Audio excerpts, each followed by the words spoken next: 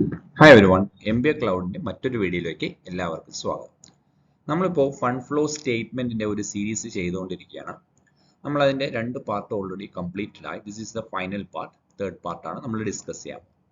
അതിൽ നമ്മൾ അറിയാം, ഫണ്ട് ഫ്ലോ സ്റ്റേറ്റ്മെന്റ് ചെയ്യുന്നതിന് മുൻപായിട്ട് നമുക്ക് schedule of changes in working ക്യാപിറ്റലും അതുപോലെ തന്നെ adjusted profit and loss account നമ്മൾ പ്രിപ്പയർ ചെയ്യേണ്ട ആവശ്യമുണ്ട്. ഇതിന്റെ തേർഡ് ഫേസ് ആണ് നമ്മൾ ഫണ്ട് ഫ്ലോ സ്റ്റേറ്റ്മെന്റിലേക്ക് വരുന്നത്.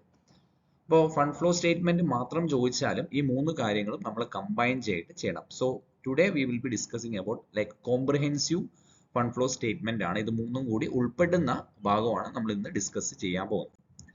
ഇപ്പോൾ ഫണ്ട് ഫ്ലോ സ്റ്റേറ്റ്മെന്റ് എന്താണ് എന്നുള്ളത് നമ്മൾ ഓൾറെഡി ഡിസ്കസ് ചെയ്തിട്ടുള്ള കാര്യങ്ങളാണ്. അപ്പോൾ ദിസ് പർട്ടിക്കുലർ സ്റ്റേറ്റ്മെന്റ് എന്താണ് നമുക്ക് മനസ്സിലാക്കാൻ പറ്റുക? ഇറ്റ്സ് ലൈക്ക് നമ്മൾ ഒരു ബാലൻസ് ഷീറ്റ് നോക്കുന്ന സമയത്ത് ഫൈനാൻഷ്യൽ പൊസിഷൻ മനസ്സിലാക്കാൻ പറ്റും. അത് ഒരു പർട്ടിക്കുലർ ഡേറ്റിന്റെ ഫൈനാൻഷ്യൽ പൊസിഷനാണ് നമ്മൾ ബാലൻസ് ഷീറ്റിൽ നിന്ന് മനസ്സിലാക്കുന്നത്. ബട്ട് ഹിയർ നമ്മളുടെ ആ ഒരു ചേഞ്ചസ് എങ്ങനെയാണ്? നമ്മൾ എപ്പോഴും 2 വർഷത്തെ ഫൈനാൻഷ്യൽ ഇയർ കമ്പയർ ചെയ്തിട്ടാണ് ഫണ്ട് ഫ്ലോ സ്റ്റേറ്റ്മെന്റ് പ്രിപ്പയർ ചെയ്യുന്നത്. അപ്പൊ ആ ഒരു പീരീഡിൽ ഉണ്ടാവുന്ന മാറ്റങ്ങൾ, എത്രത്തോളം ഫണ്ടിന്റെ ഇൻഫ്ലോ എത്രയാണ്, ഔട്ട്ഫ്ലോ എത്രയാണ് എന്ന് തുടങ്ങിയിട്ടുള്ള കാര്യങ്ങളെല്ലാം നമുക്ക് ഇതിൽ നിന്ന് മനസ്സിലാക്കാൻ പറ്റും. അപ്പൊ ശ്രദ്ധിക്കേണ്ട ഒരു കാര്യം, ഫണ്ട് ഫ്ലോ സ്റ്റേറ്റ്മെന്റ് പ്രിപ്പയർ ചെയ്യുന്നതിന് മുൻപായിട്ട് initially we have to prepare schedule of changes in working capital, then fund from operation കണ്ടുപിടിക്കണം. പിന്നീടാണ് നമ്മൾ ഫണ്ട് ഫ്ലോ സ്റ്റേറ്റ്മെന്റ് സോഴ്സസും അപ്ലിക്കേഷനും എല്ലാം എഴുതേണ്ടത്. അപ്പോൾ അതിൻ്റെ ഒരു ഫോർമാറ്റ് നമുക്ക്, അപ്പോൾ ഇതിന് മുൻപത്തെ വീഡിയോസ് നിങ്ങൾ കണ്ടിട്ടില്ലെങ്കിൽ എങ്ങനെയാണ് സ്കെഡ്യൂൾ പ്രിപ്പയർ ചെയ്യേണ്ടത്, എങ്ങനെയാണ് ഫണ്ട് ഫ്രം ഓപ്പറേഷൻ പ്രിപ്പയർ ചെയ്യേണ്ടത് എന്നുള്ളതെല്ലാം നിങ്ങൾ ആദ്യം മനസ്സിലാക്കുക. കാണാത്തവരുണ്ടെങ്കിൽ ആ വീഡിയോ കണ്ടതിന് ശേഷം മാത്രം ഇങ്ങോട്ട് വരാം. ഓക്കെ. ഇപ്പോൾ ഫണ്ട് ഫ്ലോ സ്റ്റേറ്റ്മെന്റിന്റെ ഒരു ഫോർമാറ്റ് ആണ്. നമുക്ക് രണ്ട് രീതിയിലും ഇത് ഫോർമാറ്റ് ഉണ്ട്. നമുക്കത് ഒരു ടേബിൾ ഫോമിലും ഉണ്ട്, ഒരു സ്റ്റേറ്റ്മെന്റ് ഫോമിലും നമുക്കുണ്ട്. അപ്പോൾ അതൊരു സ്റ്റേറ്റ്മെന്റ് ഫോമിൽ കാണിച്ചു തരാം. നമ്മൾ കൂടുതലും ടേബിൾ ഫോമിലായിരിക്കും പ്രിപ്പയർ ചെയ്യുന്നുണ്ടാവാം. അപ്പോൾ ആദ്യം നമുക്ക് രണ്ട് ഭാഗങ്ങളാണ് വരിക. അപ്പോൾ ബാലൻസ് ഷീറ്റ് ഒക്കെ എടുത്ത് നോക്കുന്ന സമയത്ത് നമുക്ക് എന്താണ്, അവിടെ ലയബിലിറ്റീസും ഉണ്ടാവും, അതുപോലെ അസറ്റ്സും ഉണ്ടാവും. അതുപോലെ തന്നെ എവിടെയാണ് നമുക്ക് ഫണ്ടിന്റെ ഇൻഫ്ലോ, ദാറ്റ് ഈസ് സോഴ്സസും ഉണ്ട്, അതുപോലെ തന്നെ അപ്ലിക്കേഷൻ അല്ലെങ്കിൽ യൂസസും ഉണ്ട്. ഇപ്പോൾ സോഴ്സസ് കൊണ്ട് ഉദ്ദേശിക്കുന്നത് ഫണ്ട് എവിടെ നിന്നെല്ലാമാണ് നമുക്ക് വരുന്നത് എന്നുള്ളത് നമ്മളിവിടെ മനസ്സിലാക്കേണ്ടതുണ്ട്. അതേപോലെ തന്നെ ആ വരുന്ന ഫണ്ട് നമ്മൾ എവിടെയൊക്കെ ഉപയോഗിക്കുന്നുള്ളൂ എന്ന് നമ്മൾ മനസ്സിലാക്കണം. സോ ഫണ്ടിന്റെ സോഴ്സസും അതുപോലെ തന്നെ അപ്ലിക്കേഷനും, ഇത് രണ്ടും ഉൾപ്പെടുന്ന സ്റ്റേറ്റ്മെന്റിനെയാണ് ഫണ്ട് ഫ്ലോ സ്റ്റേറ്റ്മെന്റ് എന്നുകൊണ്ട് ഉദ്ദേശിക്കുന്നത്. ഇത് പാരലലി നമ്മൾ ഒരു ടേബിൾ ഫോമിലേക്ക് ആണ് പ്രിപ്പയർ ചെയ്യുന്നതെങ്കിൽ അതിന്റെ ഫോർമാറ്റ് വരുന്ന സോഴ്സസ് നമ്മൾ ലെഫ്റ്റ് സൈഡിലും അപ്ലിക്കേഷൻ റൈറ്റ് സൈഡിലും. ഇനി ഇതിന്റെ സോഴ്സസ് എന്തൊക്കെയാണ് എന്നുള്ളതാണ്. അപ്പോൾ ജസ്റ്റ് ഒരു ഫോർമാറ്റിൽ കുറച്ച് കാര്യങ്ങൾ കൊടുത്തിട്ടുണ്ട്. പ്രോബ്ലത്തിലേക്ക് വരുന്ന സമയത്ത് ഒന്നുകൂടെ പറയാം. അപ്പോൾ നമ്മളൊരു ബാലൻസ് ഷീറ്റ് ആണ് നമുക്ക് തരുന്നതെങ്കിൽ അതിൽ ശ്രദ്ധിക്കേണ്ട ഒരു കാര്യം, നമ്മൾ ഓൾറെഡി ബാലൻസ് ഷീറ്റിലുള്ള കറന്റ് അസറ്റ്സും കറന്റ് ലയബിലിറ്റീസ് എല്ലാം എടുത്തിട്ടുണ്ടാവും. കാരണം എന്താണ്, അത് നമ്മൾ already schedule of changes in working capital prepare ചെയ്യാൻ വേണ്ടിയിട്ട് നമ്മൾ എടുക്കുന്നതാണ്. പിന്നെ ബാലൻസ് ആയിട്ട് വരുന്ന അസറ്റ്സും ലയബിലിറ്റീസും നമ്മൾ ചെക്ക് ചെയ്യാം. അപ്പോൾ ഓൺ ദ ലയബിലിറ്റി സൈഡ് നമുക്ക് ഷെയർസ് ഒക്കെയാണ് വരുന്നതെങ്കിൽ, ഇപ്പോൾ ഷെയർസ്, ഡിബഞ്ചേഴ്സ്, ലോങ് ടേം ലോണുകൾ എന്തെല്ലാം ഉണ്ടെങ്കിൽ, ഇപ്പോൾ ഷെയർസിന്റെ എമൗണ്ട് നമുക്ക് എപ്പോഴും 2 വർഷത്തെ ഡേറ്റയാണ് തരിക. ഇപ്പോൾ ഫസ്റ്റ് ഇയറും സെക്കൻഡ് ഇയറും. ഇപ്പോൾ ലയബിലിറ്റി സൈഡ് ശ്രദ്ധിക്കുക, ഇപ്പോൾ ഫസ്റ്റ് ഇയറിന്റെ എമൗണ്ടിനേക്കാളും സെക്കൻഡ് ഇയറിന്റെ എമൗണ്ട് കൂടുതലാണെങ്കിൽ, അതിപ്പോൾ ഷെയർ ഇപ്പോൾ for example first year 1 lakh rupees ആണ്, സെക്കൻഡ് ഇയർ 1,50,000 ആണെങ്കിൽ അവിടെ എന്താണ് സംഭവിച്ചിരിക്കുന്നത്? ഒരു ഇൻക്രീസ് സംഭവിച്ചിട്ടുണ്ട്. അപ്പൊ അതിന്റെ അർത്ഥം എന്താണ്? അവിടെ ഷെയർസ് ആണെങ്കിലും എല്ലാം കമ്പൈൻ ചെയ്ത് പറയാം, ഷെയർ ആണെങ്കിലും ഡിബഞ്ചേഴ്സ് ആണെങ്കിലും ലോണുകളാണെങ്കിലും ഇത് മൂന്നും കൂടിയിട്ടുണ്ടെങ്കിൽ അവിടെ എന്താണ് സംഭവിക്കുന്നത് വെച്ചാൽ നമുക്ക് ക്യാപിറ്റൽ കൂടുതലായിട്ട് കിട്ടിയിട്ടുണ്ട്.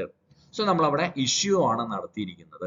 അപ്പൊ issue of shares, debenture of share, I mean issue of debentures, അല്ലെങ്കിൽ നമ്മൾ എന്താണ് ലോണ് പുതിയതായിട്ട് എടുത്തതായിട്ട് നമ്മൾ അവിടെ ചെയ്യുന്നു, ന്യൂ ബോറോയിങ്സ് എന്നുള്ള രീതിയിൽ നമ്മൾ അവിടെ കൺസിഡർ ചെയ്യുന്നു. അപ്പൊ ഇത് മൂന്നും ഒരു ഫേമിനെ സംബന്ധിച്ചിടത്തോളം എന്താണ്, ഫണ്ടിന്റെ ഇൻഫ്ലോ ആണ്. അപ്പൊ ഇൻഫ്ലോ വരുന്നതിന്റെ അത് നമ്മൾ റെക്കോർഡ് ചെയ്യുന്നത് സോഴ്സസിലാണ്. അതാണ് ഇവിടെ കൊടുത്തിട്ടുള്ളത്. Issue of shares, debentures, borrowings തുടങ്ങിയിട്ടുള്ള കാര്യങ്ങൾ നമ്മൾ അവിടെ എഴുതുന്നു.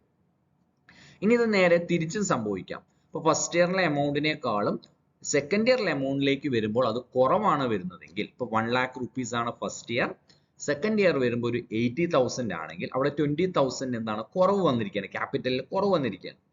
അതിനർത്ഥം എന്താണ്, ഈ നമ്മൾ മേടിച്ചിട്ടുള്ള ക്യാപിറ്റൽ നമ്മൾ എന്താണ് തിരിച്ചു കൊടുത്തതായിട്ടാണ് അവിടെ കൺസിഡർ ചെയ്തത്. അപ്പോൾ അവിടെ റീപേയ്മെന്റ് നടന്നിട്ടുണ്ട്. അപ്പോൾ ഷെയർസും ഡിബഞ്ചേഴ്സ് ഒക്കെ റീപേയ്മെന്റ് നടന്നിട്ടുണ്ടെങ്കിൽ we will call it as redemption. Redemption എന്നാണ് പറയാ. റീപേയ്മെന്റിന് വേറെ തിരിച്ചു കൊടുക്കുന്നതിനെ റിഡംഷൻ എന്നുള്ള വാക്കാണ് ഉപയോഗിക്കുക. അപ്പോൾ തിരിച്ചു കൊടുക്കുമ്പോൾ നമ്മുടെ ഫണ്ട് എന്താണ്? പൂവാണ്.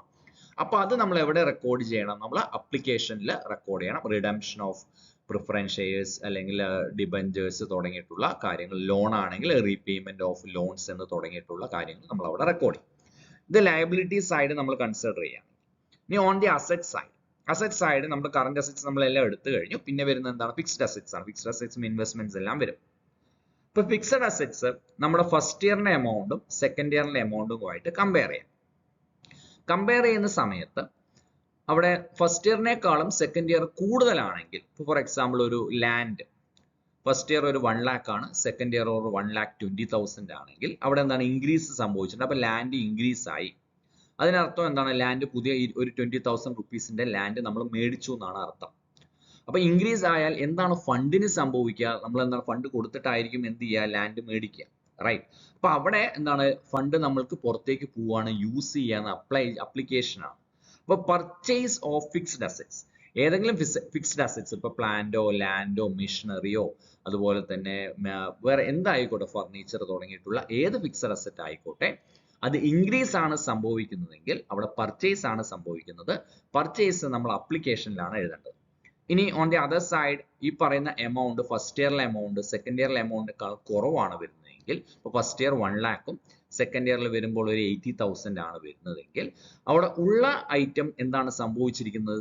വിറ്റുപോയി എന്നുള്ളതാണ്. ഫിക്സഡ് അസറ്റ് സെയിൽ നടന്നിട്ടുണ്ട് എന്നാണ് അർത്ഥം വരുന്നത്. എഗെയിൻ പ്രൊവൈഡഡ് അവിടെ കൺസിഡർ ചെയ്യേണ്ട ഒരു എലമെന്റ് ഉണ്ട്, ഡിപ്രിസിയേഷൻ. കാരണം എന്ന് വെച്ചാൽ നമുക്കിപ്പോൾ വാല്യൂ കുറയാനുള്ള ഒരു റീസൺ ഡിപ്രിസിയേഷൻ കൂടെ ഉണ്ടാവും. ഇപ്പൊ ഡിപ്രിസിയേഷൻ നോർമലി നമ്മൾ എവിടെ എടുക്കാറ്? ഫണ്ട് ഫ്രം ഓപ്പറേഷൻ കാൽക്കുലേറ്റ് ചെയ്യുന്ന സമയത്ത് അഡ്ജസ്റ്റഡ് പ്രോഫിറ്റ് ആൻഡ് ലോസ് അക്കൗണ്ടിൽ നമ്മൾ ഡെബിറ്റ് സൈഡ് കാണിക്കുന്ന ഒരു ഐറ്റം ആണ്.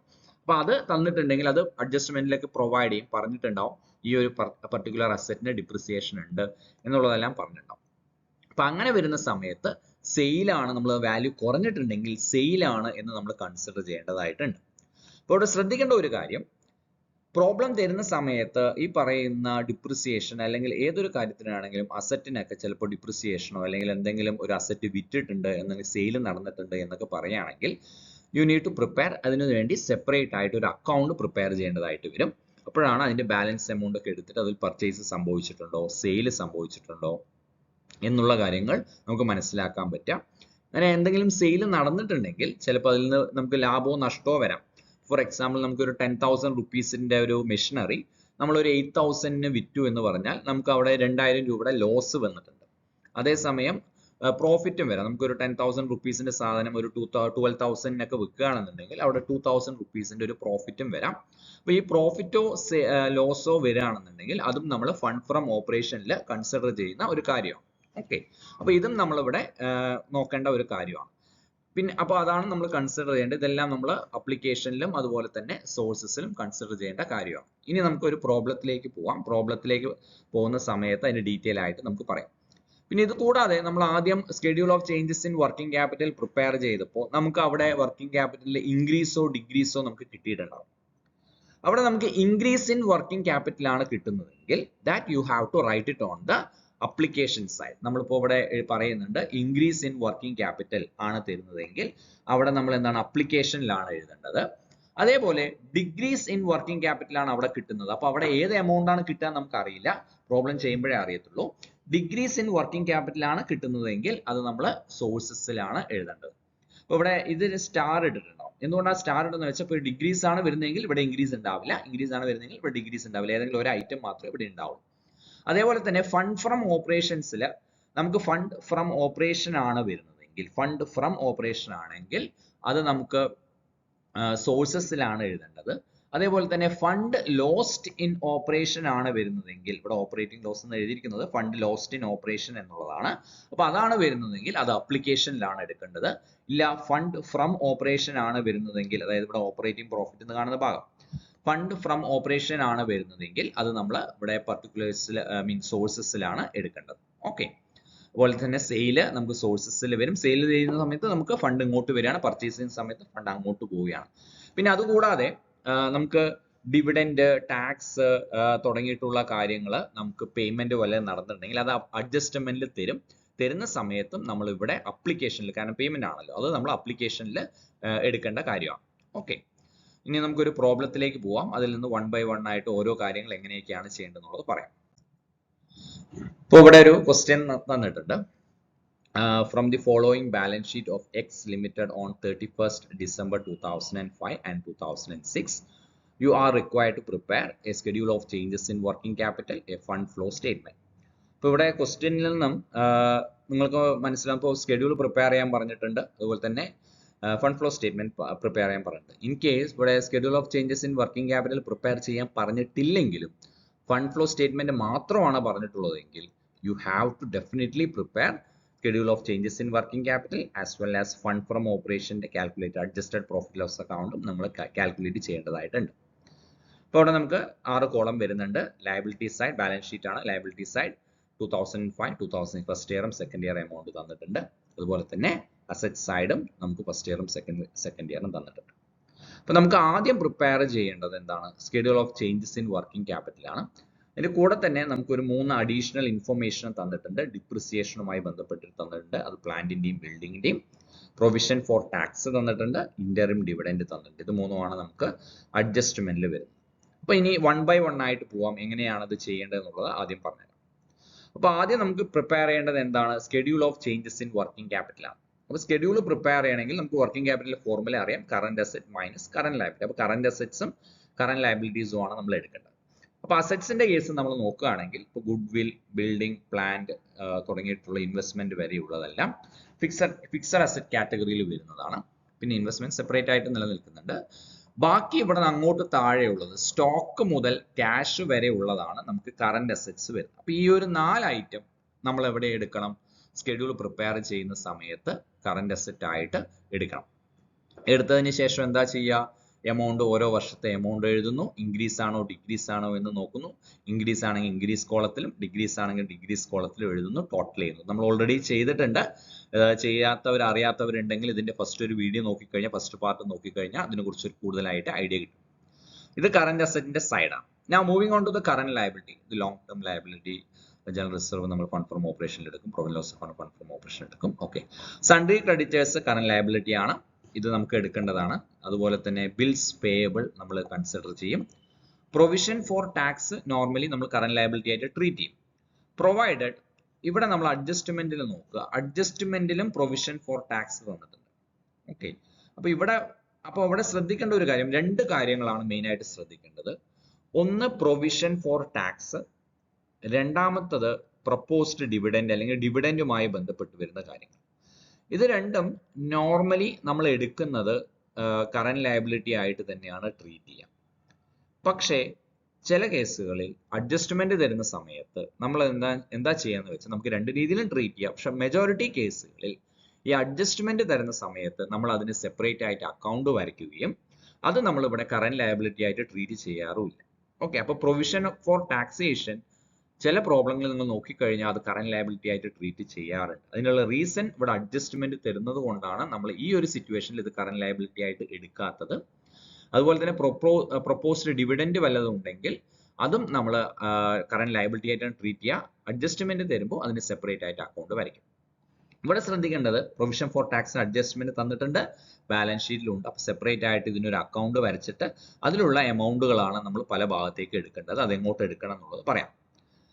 പിന്നെ ഇവിടെ വേറൊരു കാര്യം നോക്കിക്കഴിഞ്ഞാൽ ഇന്ററിം ഡിവിഡൻഡ് എന്ന് പറഞ്ഞ ഒരു അഡ്ജസ്റ്റ്മെന്റ് തന്നിട്ടുണ്ട് ആക്ച്വലി. പക്ഷെ ഇന്ററിം ഡിവിഡൻഡുമായി ബന്ധപ്പെട്ടിട്ട് ബാലൻസ് ഷീറ്റിൽ ഒന്നുമില്ല. അപ്പൊ ഇവിടെയും പ്രൊപ്പോസ്ഡ് ഡിവിഡൻഡോ അല്ലെങ്കിൽ ഡിവിഡൻഡുമായി ബന്ധപ്പെട്ട് എന്തെങ്കിലും ഒരു ഐറ്റം ഇവിടെ ഉണ്ടെങ്കിൽ അതിന് നമ്മൾ സെപ്പറേറ്റ് അക്കൗണ്ട് വരയ്ക്കും. ഇപ്പോൾ ഇവിടെ അഡ്ജസ്റ്റ്മെന്റ് മാത്രമേ ഉള്ളത് കൊണ്ട് തന്നെ അത് നമ്മൾ സെപ്പറേറ്റ് അക്കൗണ്ട് വരയ്ക്കാറില്ല. ഓക്കെ, പിന്നെ പ്രൊവിഷൻ ഫോർ ഡൗട്ട്ഫുൾ ഡെറ്റ്സ്, അത് നമ്മൾ കറന്റ് ലയബിലിറ്റി ആയിട്ട് ട്രീറ്റ് ചെയ്യും. അപ്പൊ കറന്റ് അസറ്റ്സിൽ 4 ഐറ്റം, കറന്റ് ലയബിലിറ്റിയിൽ 3 ഐറ്റം. ഈ 4 3 7 ഐറ്റമാണ് നമ്മൾ working capital means schedule of changes in working capital ചെയ്യുന്ന സമയത്ത് എടുക്കേണ്ടത്. ഓക്കെ, അപ്പോൾ ഒന്ന് ജസ്റ്റ് സ്വന്തമായിട്ട് ചെയ്യാൻ അറിയുന്നവരാണെങ്കിൽ ഒന്ന് പോസ് ചെയ്യാം, എന്നതിന് ശേഷം അത് കാൽക്കുലേറ്റ് ചെയ്യാം. ഇനി രണ്ടാമത്തെ കാര്യം, എന്തായാലും മൊത്തം ഒന്ന് പറയാം, എന്നതിന് ശേഷം നിങ്ങൾക്ക് സ്വന്തമായിട്ട് ചെയ്യാൻ പറ്റുകയാണെങ്കിൽ ഒന്ന് ചെയ്തു നോക്കും. അപ്പോൾ സ്കെഡ്യൂൾ പ്രിപ്പയർ ചെയ്തതിന് ശേഷം അപ്പോൾ അവിടെ എടുക്കേണ്ടത് ഏതൊക്കെയാണ് പറഞ്ഞു, കറന്റ് അസറ്റ്സും അതുപോലെ തന്നെ കറന്റ് ലയബിലിറ്റീസും ആണ്. അതിനുശേഷം നമ്മൾ പിന്നെ കൺസിഡർ ചെയ്യേണ്ടത് ഈ അഡ്ജസ്റ്റ്മെന്റിലുള്ള ബാലൻസ് ഷീറ്റിൽ നോക്കുകയാണെങ്കിൽ goodwill, reserve, preliminary expenses, അതുപോലെ തന്നെ പേറ്റന്റ്, കോപ്പിറൈറ്റ് തുടങ്ങിയിട്ടുള്ള കാര്യങ്ങൾ, അതുപോലെ profit and loss account, profit and loss appropriation account, ഇത്തരം ഐറ്റംസ് ആണ് ബാലൻസ് ഷീറ്റിൽ നിന്നും നമ്മൾ അഡ്ജസ്റ്റഡ് പ്രോഫിറ്റ് ആൻഡ് ലോസ് അക്കൗണ്ടിലേക്ക് എടുക്കേണ്ടത്. അപ്പോൾ ഇവിടെ ബാലൻസ് ഷീറ്റിൽ നമ്മൾ നോക്കുകയാണെന്നുണ്ടെങ്കിൽ ഇപ്പോൾ അസറ്റ് സൈഡ് നോക്കുകയാണെങ്കിൽ ഗുഡ് വിൽ വരുന്നുണ്ട്. ഓക്കെ, അപ്പോൾ ഗുഡ് വില്ലിന് പക്ഷേ ഇവിടെ മാറ്റമൊന്നും വരുന്നില്ല. അപ്പോൾ നമുക്ക് ഇവിടെ വലിയ പ്രശ്നമൊന്നുമില്ല. അപ്പോൾ ഇവിടെ ഫണ്ട് ഫ്രം ഓപ്പറേഷനിലേക്ക് എടുക്കണോ വേണ്ടയോ എന്ന് നമുക്ക് ഇവിടെ നോക്കുമ്പോൾ ഇവിടെ എടുക്കേണ്ട ആവശ്യമില്ല. എന്നാൽ ഈ ഒരു ഐറ്റം നമ്മൾ ഗുഡ് വില്ലാണ് നോർമലി ഫണ്ട് ഫ്രം ഓപ്പറേഷനിലാണ് എടുക്കുക. അതേപോലെ തന്നെ ജനറൽ റിസർവ് നമ്മൾ വരുന്ന സമയത്ത് ഈ ഒരു ഭാഗവും നമ്മൾ ഇവിടെ ജനറൽ റിസർവും നമ്മൾ എടുക്കും. അതുപോലെ തന്നെ പ്രോഫിറ്റ് ആൻഡ് ലോസ് അക്കൗണ്ട് അതിന്റെ അഡ്ജസ്റ്റഡിലെ ഓപ്പണിംഗ് ബാലൻസ് നമ്മൾ ഒരു ഭാഗത്ത് ക്ലോസിംഗ് ബാലൻസ് എടുക്കും. ബാലൻസ് ബ്രോട്ട് ഡൗണും ക്യാരി ഡൗണും നമ്മൾ രണ്ടും എടുക്കേണ്ടതാണ്. അതുപോലെ തന്നെ പിന്നെ വരുന്ന ഐറ്റംസ് നമുക്ക് അഡ്ജസ്റ്റ്മെന്റിൽ തരുന്ന ഡിപ്രിസിയേഷൻ എടുക്കണം, ടാക്സ് എടുക്കണം, ഡിവിഡൻഡ് എടുക്കണം. ഇത് മൂന്നും എടുക്കേണ്ടതാണ്. ഓക്കെ, നൗ ഇത് നമ്മൾ ഇതെല്ലാം ചെയ്യുമ്പോൾ നമുക്ക് ഫണ്ട് ഫ്രം ഓപ്പറേഷൻ അല്ലെങ്കിൽ ഫണ്ട് ലോസ്റ്റ് ഇൻ ഓപ്പറേഷൻ എന്നുള്ള ഒരു ഐറ്റം നമുക്ക് അവിടെ കിട്ടും. ഇനി നെക്സ്റ്റ് നമ്മൾ കാൽക്കുലേറ്റ് ചെയ്യേണ്ടത്, അടുത്തത് നമ്മൾ നോക്കേണ്ടത് ഏതാണ്, ബാലൻസ് ഷീറ്റിൽ നമുക്ക് ബാക്കി ഇനി എടുക്കാത്തത് ഏതൊക്കെയാണ്, ഫിക്സഡ് അസറ്റ്സും ലോങ് ടേം ലയബിലിറ്റീസും ആണ് നമ്മൾ ഇനി എടുക്കാത്തത്. അത് എവിടെ എടുക്കേണ്ടത്, അത് നമ്മൾ ഫണ്ട് ഫ്ലോ സ്റ്റേറ്റ്മെന്റിലാണ് എടുക്കേണ്ടത്. ഇപ്പോൾ ബിൽഡിംഗ്, പ്ലാന്റ്, ഇൻവെസ്റ്റ്മെന്റ് അത് കൂടുന്നുണ്ടോ, പർച്ചേസ് ആണോ, സെയിൽ ആണോ എന്ന് നോക്കുക. അതിനുശേഷം നമ്മൾ എടുക്കാം. അപ്പൊ ഇതിലെ ബിൽഡിങ്ങും പ്ലാന്റിനും അഡ്ജസ്റ്റ്മെന്റുകൾ ഉണ്ട്. ഇവിടെ നോക്കിക്കഴിഞ്ഞാൽ പ്ലാന്റിന് ഒരു ഡിപ്രിസിയേഷൻ എന്നൊരു അഡ്ജസ്റ്റ്മെന്റ് ഉണ്ട്, അതുപോലെ തന്നെ ബിൽഡിങ്ങിനും ഒരു അഡ്ജസ്റ്റ്മെന്റ് ഉണ്ട്. അപ്പൊ ഇത് രണ്ടും അഡ്ജസ്റ്റ്മെന്റ് ഉള്ളത് കൊണ്ട് തന്നെ സെപ്പറേറ്റ് ആയിട്ട് ഒരു അക്കൗണ്ട് വരയ്ക്കുന്നത് എപ്പോഴും നല്ലതായിരിക്കും.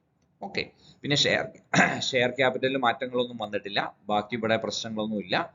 അതുപോലെ തന്നെ നമ്മുടെ സ്കെഡ്യൂൾ പ്രിപ്പയർ ചെയ്യുമ്പോൾ അതിന്റെ ബാലൻസും ഇൻക്രീസ് ആണോ ഡിക്രീസ് ആണോ വർക്കിംഗ് ക്യാപിറ്റൽ നോക്കുക, അതെടുക്കുക. അതുപോലെ തന്നെ ഫണ്ട് ഫ്രം ഓപ്പറേഷന്റെ ഭാഗങ്ങളും നമ്മൾ എടുക്കേണ്ടതാണ്. ഓക്കെ, അപ്പൊ ഇത്രയും കാര്യങ്ങളാണ് നമ്മൾ ഇത് പ്രോബ്ലം ചെയ്യുന്നതിന് മുമ്പായിട്ട് കൺസിഡർ ചെയ്യേണ്ട കാര്യങ്ങൾ. അപ്പൊ ഇത് നിങ്ങൾക്ക് മനസ്സിലായിട്ടുണ്ടെങ്കിൽ വീഡിയോ ഒന്ന് പോസ് ചെയ്തിട്ട് സ്വന്തമായിട്ട് ചെയ്ത് നോക്കുക. എന്നതിന് ശേഷം ആൻസർ ശരിയാണോ തെറ്റാണോ എന്ന് അറിയാൻ വേണ്ടി മാത്രം പിന്നീട് ഇത് വീഡിയോ വെച്ചാൽ മതി. ഇല്ല, നിങ്ങൾക്ക് മനസ്സിലാവുന്നില്ലെങ്കിൽ ഒന്ന് ജസ്റ്റ് ഒന്ന് നോക്കുക. എന്നതിന് ശേഷം പിന്നീട് നിങ്ങൾ സ്വന്തമായിട്ട് ചെയ്യാൻ വേണ്ടിയിട്ട് ശ്രമിക്കുക. ഓക്കെ, അപ്പൊ നമുക്ക് ഫസ്റ്റ് പാർട്ട് ആയിട്ടുള്ള schedule of changes in working capital prepare ചെയ്യാം.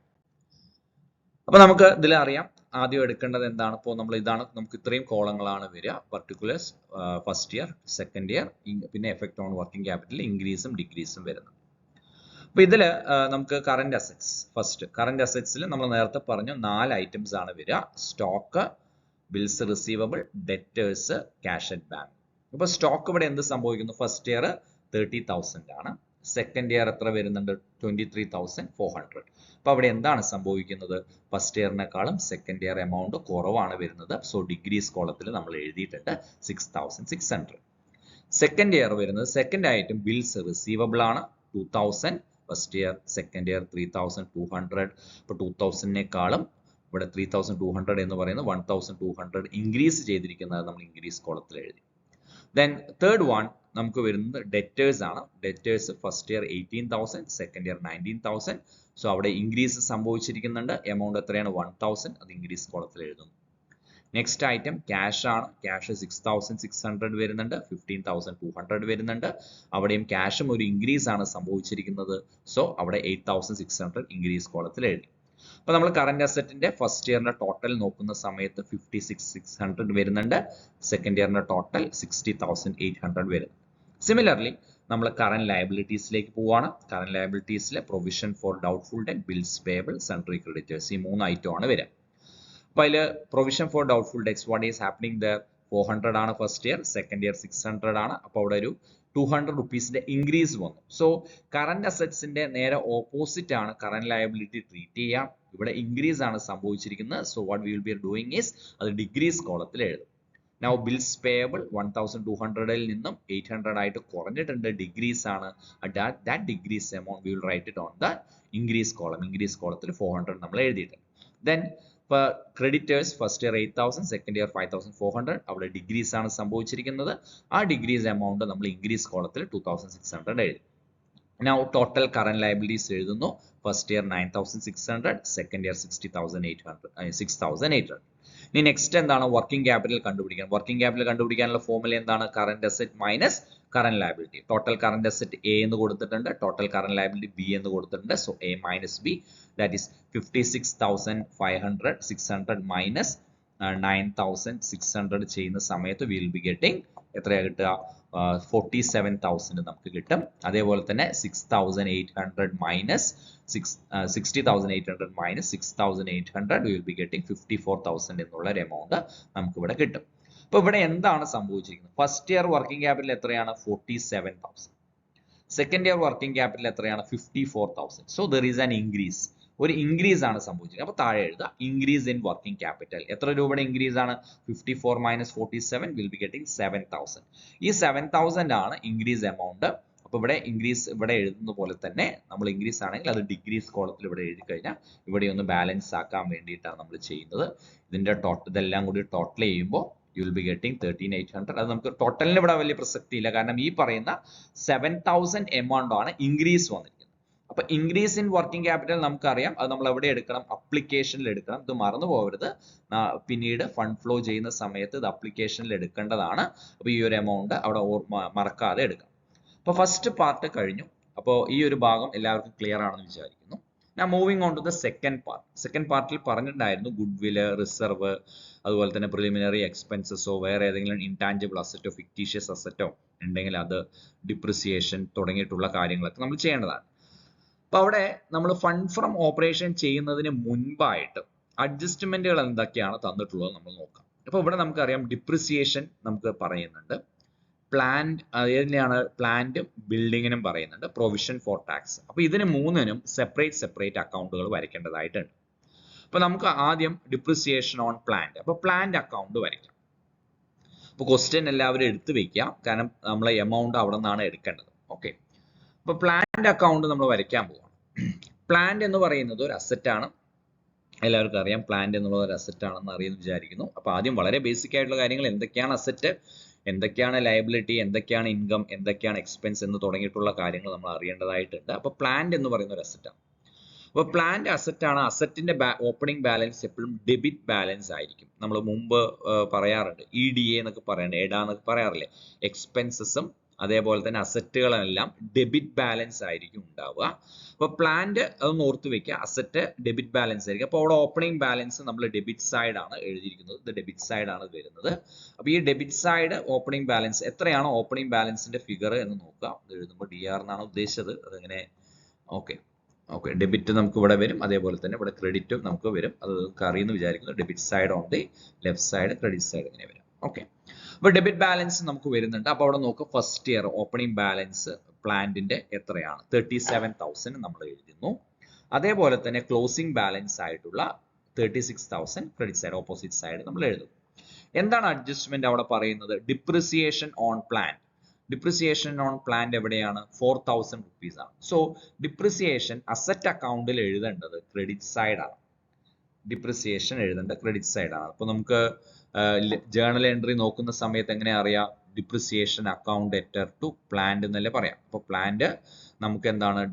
ഡെബിറ്റ് സൈഡ് നമ്മൾ ഇങ്ങോട്ട് പോസ്റ്റ് ലെഡ്ജറിലേക്ക് പോസ്റ്റ് ചെയ്യുമ്പോൾ ക്രെഡിറ്റ് സൈഡ് ആണ് വരിക. ഇത് ഓർത്ത് വെക്കുക, ഡിപ്രിസിയേഷൻ പ്ലാന്റ് അക്കൗണ്ടിന്റെ ക്രെഡിറ്റ് സൈഡ് ആണ് വരിക. 4,000 ഇത്രയേ ഉള്ളൂ. അപ്പൊ ഇവിടെ 4,000 ഇനി ബാലൻസ് ചെയ്യാം. 4,000 36,000 ടോട്ടൽ 40,000 വരും. ഇവിടെ നോക്കുമ്പോൾ 37,000 മാത്രമേ വരുള്ളൂ. പക്ഷെ ടോട്ടൽ വലിയ എമൗണ്ട് 40,000 ആയിരുന്നു. 40,000. അപ്പോൾ 40,000 മൈനസ് 37,000 ആയിട്ടുള്ള ബാലൻസ് എമൗണ്ട് എത്രയാണ്? 3,000. അപ്പൊ ഇവിടെ ഡെബിറ്റ് സൈഡ് ബാലൻസ് വന്നു എന്ന് വെച്ചാൽ ഇത് നോട്ട് വളരെ ഇമ്പോർട്ടന്റ് ആയിട്ടുള്ള ഒരു ഭാഗമാണ്, ഓർത്തു വെക്കുക. ഡെബിറ്റ് സൈഡ് ആണ് ബാലൻസ് വരുന്നതെങ്കിൽ അവിടെ നമ്മളത് മനസ്സിലാക്കേണ്ടത് പർച്ചേസ് നടന്നിട്ടുണ്ട്. നമ്മുടെ ക്യാഷ് നമുക്ക് എന്താണ്? പർച്ചേസ് നടന്നിട്ടുണ്ട് എന്ന് മനസ്സിലാക്കുക. അപ്പൊ പർച്ചേസ് ഓഫ് പ്ലാന്റ് ആണ് വരിക. അതേസമയം ക്രെഡിറ്റ് ബാലൻസ് ആണ്, ക്രെഡിറ്റ് സൈഡ് ആണ് ബാലൻസ് വരുന്നതെങ്കിൽ you have to assume it as sale. ഇവിടെയാണ് ബാലൻസ് വരുന്നതെങ്കിൽ അത് സെയിൽ ആയിട്ട് നമ്മൾ ട്രീറ്റ് ചെയ്യും. നമ്മൾ ആ ഭാഗത്ത് ബാലൻസ് വരികയാണെങ്കിൽ നമ്മൾ പർച്ചേസ് ആയിട്ട്, ഇവിടെ നമുക്ക് ഇപ്പോൾ ഇവിടെയാണ് ബാലൻസ് വരുന്നത്. So you will treat it as purchase. ഇതൊരു ബാലൻസിങ് എമൗണ്ട് ആണ്. അപ്പൊ പർച്ചേസ് ഓഫ്, അപ്പൊ ഈ അക്കൗണ്ടിൽ നിന്നും ഏതെല്ലാം ഐറ്റംസ് എവിടെയെല്ലാം പോകും? ഡിപ്രിസിയേഷൻ എന്ന് പറയുന്ന ഒരു ഐറ്റം നമ്മൾ എവിടെയാണ് എടുക്കുക? നമ്മൾ ഫണ്ട് ഫ്രം ഓപ്പറേഷൻ കാണുന്ന സമയത്ത് ഡിപ്രിസിയേഷൻ ഡെബിറ്റ് സൈഡ് എടുക്കുന്നുണ്ട്. Then next item purchase of plant എവിടെയാണ് എടുക്കേണ്ടത്? പർച്ചേസ് ഓഫ് പ്ലാന്റ് നമ്മൾ എടുക്കേണ്ടത് ഇനി ഈ പ്ലാന്റ് അക്കൗണ്ടിന്റെ ബാലൻസ് ഷീറ്റിന്റെ എമൗണ്ടുകൾ ഇനി നോക്കാൻ പാടില്ല. അക്കൗണ്ട് വരച്ചു കഴിഞ്ഞാൽ അക്കൗണ്ടുകളിലുള്ള എമൗണ്ട് നോക്കിയിട്ട് വേണം നമ്മൾ പ്രോബ്ലം ചെയ്യാൻ. അപ്പോൾ ഇവിടെ ബാലൻസ് ഷീറ്റിൽ നമ്മൾ application side purchase of plant 3000 rupees എഴുതേണ്ടതാണ്. സിമിലർലി ഇതുപോലെ തന്നെയാണ് നമ്മൾ നെക്സ്റ്റ് അക്കൗണ്ട് ആയിട്ടുള്ള ബിൽഡിംഗ് അക്കൗണ്ട്, പ്ലാന്റ് ഡിപ്രിസിയേഷൻ തന്ന പോലെ തന്നെ ബിൽഡിംഗ് അക്കൗണ്ട് നമ്മൾ വരയ്ക്കേണ്ടതുണ്ട്. ഇപ്പൊ ബിൽഡിംഗ് അക്കൗണ്ട് നമ്മൾ നോക്കുന്നു, ഓപ്പണിംഗ് ബാലൻസ് അറിയാം, ഡെബിറ്റ് സൈഡ് നമ്മൾ ഓപ്പണിംഗ് ബാലൻസ് എഴുതുന്നു, ക്രെഡിറ്റ് സൈഡ് നമ്മൾ ക്ലോസിംഗ് ബാലൻസ് എഴുതുന്നു. പ്രോബ്ലം നോക്കിയാൽ അറിയാം, ബിൽഡിങ്ങിന്റെ എമൗണ്ട് 40,000 ആണ് ഫസ്റ്റ് ഇയർ, സെക്കൻഡ് ഇയർ 60,000 ആണ്. പിന്നെ ഡിപ്രിസിയേഷൻ, ഇതിന്റെ ഡിപ്രിസിയേഷൻ എമൗണ്ട് 4,000 ആണ്. അപ്പൊ ഇവിടെ നമ്മൾ ബാലൻസ് ചെയ്യുമ്പോൾ നമുക്ക് ബാലൻസ് ഫിഗർ ഒന്നുമില്ല, നമുക്ക് പർച്ചേസും ഇല്ല സെയിലും ഇല്ല, രണ്ട് സൈഡ് ടാലി ആയി പോകുന്നുണ്ട്. അപ്പൊ നമുക്ക് ഇത് ഇവിടെ തന്നെ ക്ലോസ് ചെയ്യാം. ഈ ഡിപ്രിസിയേഷന്റെ എമൗണ്ട് മാത്രം നമ്മൾ ഫണ്ട് ഫ്രം ഓപ്പറേഷൻ എടുക്കുന്ന സമയത്ത് അഡ്ജസ്റ്റഡ് പ്രോഫിറ്റ് ലോസ് അക്കൗണ്ടിലേക്ക് കാണിക്കാം. പിന്നെ അടുത്തത് ഐറ്റം എന്താണ്? നമുക്ക് പ്രൊവിഷൻ ഫോർ ടാക്സിന്റെ ഒരു അഡ്ജസ്റ്റ്മെന്റ് ആണ് തന്നിട്ടുള്ളത്. അത് നമുക്ക് ബാലൻസ് ഷീറ്റിൽ തന്നതുകൊണ്ട് തന്നെ അത് നമുക്ക് എന്ത് ചെയ്യാം? സെപ്പറേറ്റ് ആയിട്ട് അക്കൗണ്ട് വരയ്ക്കണം. പ്രൊവിഷൻ ഫോർ ടാക്സ് ശ്രദ്ധിക്കേണ്ട ഒരു കാര്യം എന്ന് വെച്ചാൽ ഇതെന്താണ്? ഒരു ലയബിലിറ്റിയാണ്. നമ്മൾ കറന്റ് ലയബിലിറ്റി സൈഡ് ആണ് തന്നിരിക്കുന്നത്. നിങ്ങൾ നോക്കിയാൽ അറിയാം, ബാലൻസ് ഷീറ്റിന്റെ provision for tax liability side ആണ് തന്നിരിക്കുന്നത്. അപ്പൊ അസറ്റിന്റെ ഓപ്പണിംഗ് ബാലൻസ് ഡെബിറ്റ് സൈഡ് പോലെ തന്നെ ഇവിടെ ലയബിലിറ്റീസിന്റെ ഓപ്പണിംഗ് ബാലൻസ് എപ്പോഴും ക്രെഡിറ്റ് സൈഡ് ആയിരിക്കും വരും. അപ്പോൾ നമ്മൾ ഇവിടെ ഓപ്പണിംഗ് ബാലൻസ് ഫസ്റ്റ് ഇയറിന്റെ ബാലൻസ് ക്രെഡിറ്റ് സൈഡ് സ്റ്റാർട്ട് ചെയ്യുന്നു. നമ്മൾ പൊതുവെ പറയാറുണ്ട് LIC എന്ന് പറയാറുണ്ട്. ലയബിലിറ്റി സൈഡും അതുപോലെ തന്നെ ലയബിലിറ്റീസും ഇൻകവും എല്ലാം ബാലൻസ് ക്രെഡിറ്റ് ബാലൻസ് ആയിരിക്കും. ചിലപ്പോൾ ഓർത്തു വെക്കാൻ വേണ്ടി പറയുന്നതാണ്, LIC എന്നൊക്കെ പറയാറുണ്ട്. ലയബിലിറ്റീസും ഇൻകവും എല്ലാം ക്രെഡിറ്റ് ബാലൻസ് ആയിരിക്കും വരിക. അപ്പോൾ ഓപ്പണിംഗ് ബാലൻസ് നമ്മളിവിടെ 16,000 ക്രെഡിറ്റ് ബാലൻസ് എടുക്കുന്നു. ക്ലോസിംഗ് ബാലൻസ് നമ്മൾ ഡെബിറ്റ് സൈഡ് 18,000 എടുക്കുന്നു. ഇനി അഡ്ജസ്റ്റ്മെന്റിൽ എന്താണ് തന്നിട്ടുള്ളത് നോക്കുക. അവിടെ രണ്ട് രീതിയിലാണ് അഡ്ജസ്റ്റ്മെന്റ് തരാൻ സാധ്യതയുള്ളത്. ഒന്ന്, പ്രൊവിഷൻ ഫോർ ടാക്സേഷൻ എന്നും തരാം. രണ്ട്, ടാക്സ് പെയ്ഡ് എന്നുള്ള രീതിയിലും തരാം. ഇപ്പൊ ഇവിടെ തന്നിട്ടുള്ളത് പ്രൊവിഷൻ ആണ്. അപ്പൊ പ്രൊവിഷൻ ആണ് തരുന്നതെങ്കിൽ അത് എവിടെയെങ്കിലും നോട്ട് ചെയ്ത് വെക്കുക. പ്രൊവിഷൻ ഫോർ ടാക്സ് എന്നാണ് തരുന്നതെങ്കിൽ that you have to write it on the credit side. Provision for taxation എടുക്കേണ്ടത് ക്രെഡിറ്റ് സൈഡ് ആണ്. ഓക്കെ, പ്രൊവിഷൻ ഫോർ ടാക്സേഷൻ എന്ന് പറയുന്നത് ക്രെഡിറ്റ് സൈഡ് ആണ് എടുക്കേണ്ടത്. അത് ഞാൻ ഇവിടെ by profit and loss account, കാരണം ഇത് നമ്മുടെ fund from operation adjusted profit loss അക്കൗണ്ടിലേക്കാണ് പോകേണ്ടത്. അതുകൊണ്ടാണ് ഞാൻ by profit and loss account എന്ന് എഴുതിയിട്ടുള്ളത്. അതിൽ നിങ്ങൾക്ക് അറിയാൻ വേണ്ടിയിട്ടാണ് ബൈ പ്രൊവിഷൻ ബ്രാക്കറ്റിൽ പ്രൊവിഷൻ എന്ന് എഴുതിയിട്ടുള്ളത്. അതുപോലെ തന്നെ ഇൻ കേസ് അഡ്ജസ്റ്റ്മെന്റിൽ തരാണ് ടാക്സ് പെയ്ഡ് എന്നാണ് തരുന്നതെങ്കിൽ that you have to write it on the credit side, I mean debit side. അതും എവിടെയെങ്കിലും നോട്ടായിട്ട് എഴുതി വെക്കുക. ടാക്സ് പെയ്ഡ് ആണ് തരുന്നതെങ്കിൽ, അഡ്ജസ്റ്റ്മെന്റിൽ തരുന്നതെങ്കിൽ that you have to write it on the debit side. Debit side ആണ് എടുക്കേണ്ടത്. ഇവിടെ നമുക്ക് ഏതാണ് തന്നിട്ടുള്ളത്? പ്രൊവിഷൻ ആണ് തന്നിട്ടുള്ളത്. ബൈ പ്രൊവിഷൻ ഫോർ ടാക്സേഷൻ ₹19,000 എന്നാണ് അഡ്ജസ്റ്റ്മെന്റ്. അപ്പോൾ പ്രൊവിഷൻ ഫോർ ടാക്സേഷൻ നമ്മൾ ക്രെഡിറ്റ് സൈഡ് എഴുതി. അപ്പൊ ഈ മൂന്ന് ഐറ്റംസേ നമുക്കുള്ളൂ. ഓപ്പണിംഗ് ബാലൻസ് ഉണ്ട്, ക്ലോസിംഗ് ബാലൻസ് ഉണ്ട്, പ്രൊവിഷൻ എഴുതി. അപ്പൊ നമ്മൾ ക്രെഡിറ്റ് സൈഡ് 16ഉം 19ഉം യു വിൽ ബി ഗെറ്റിംഗ് 35,000. ഇവിടെ നമുക്ക് 18,000 എന്നുള്ള ക്ലോസിംഗ് ബാലൻസ് മാത്രമേ ഉള്ളൂ.